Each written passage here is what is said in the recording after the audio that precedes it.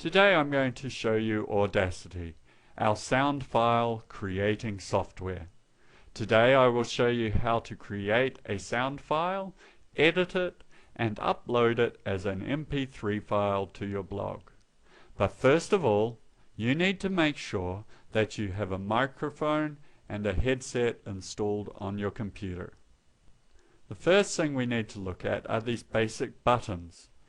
On these we can do most of the simple functions in Audacity.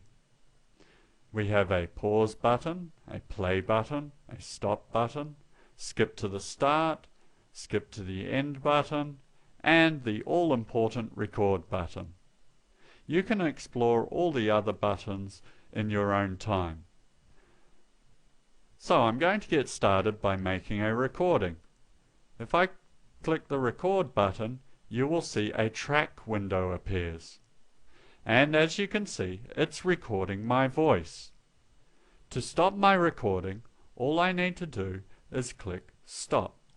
Now, I can go back to the start of my recording by clicking the skip to start button.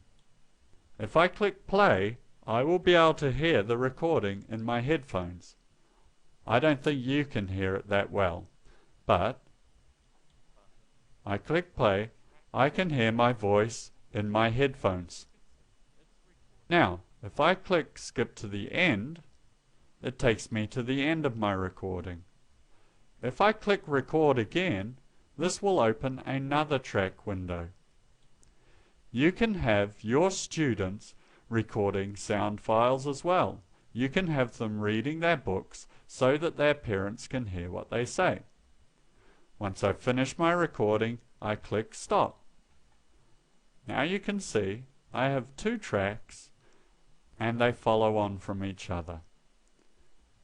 So as you can see, Audacity has recorded my voice.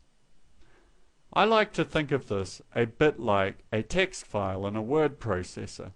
You can do similar things with your sound file that you do with the text in your word processor.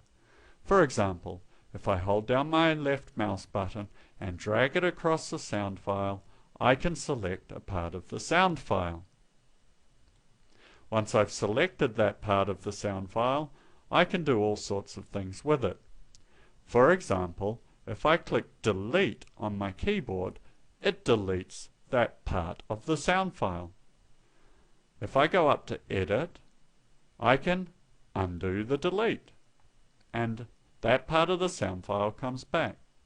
If I go up to edit, I can cut that part of the sound file and go anywhere else in my sound file, go edit and paste, and it appears in that part of the sound file. Additionally, I can go to the second track, select all of this, go to edit, cut, go to the end of my first track, edit, and paste. Now you can see my two tracks have become one, so I can delete the second track. This is very handy, especially if you make 3 or 4 different takes on one sound recording. You can just cut and paste them all together. So once you've got your track cut and pasted and all joined together how you like it, you might notice that there is a bit of a hiss in the background of your recording. And for your blog, you want the best quality. The good news is that Audacity can remove that noise from your sound file. The first thing you need to do is select a part of your sound file that has the hiss in it. And that is just a complete background hiss. There is no voice recorded in that.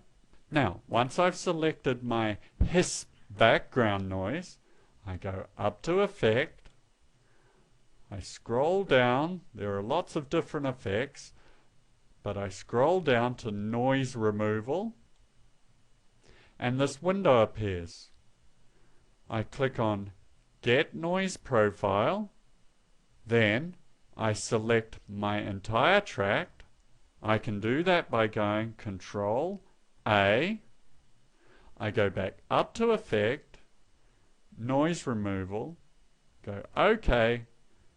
Now if I click play, I can hear that the hiss has been removed from my recording. Now that you've created your sound file, you've edited it, and you've removed the background noise, it's time to export it as an MP3 file. Go up to File, Export, choose your folder, and may I suggest that you make a folder just for your recordings. That way you know where to find them always. Give your file a name. Make sure that this says MP3 files. It should, because we installed the lame MP3 encoder. Go to Options, and here you can choose the quality. The higher the number, the larger the sound file will be. The lower the number, the smaller the file will be, but the quality will be lower. On your blog, you only have room for a certain amount of files. I think it's 20 megabytes. So let's just choose 128 for now.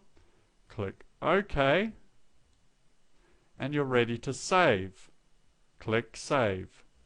In this box you give your MP3 an ID3 tag.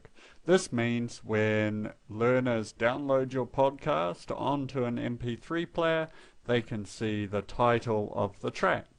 So you can write your name in here. You can give the track a title.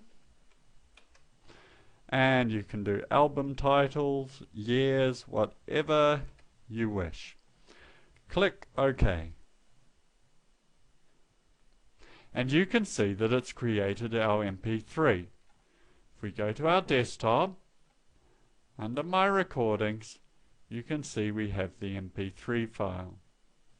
In the next tutorial, we will look at how to get this MP3 file embedded on your blog.